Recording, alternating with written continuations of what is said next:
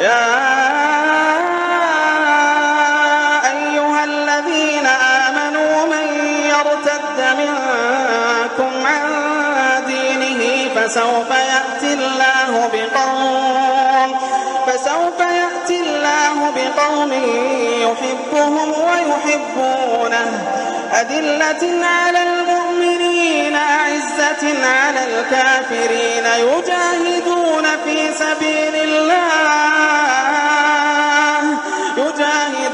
في سبيل الله ولا يخافون لومة لائم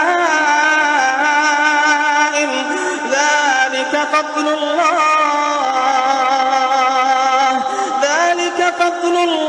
يؤتيه من يشاء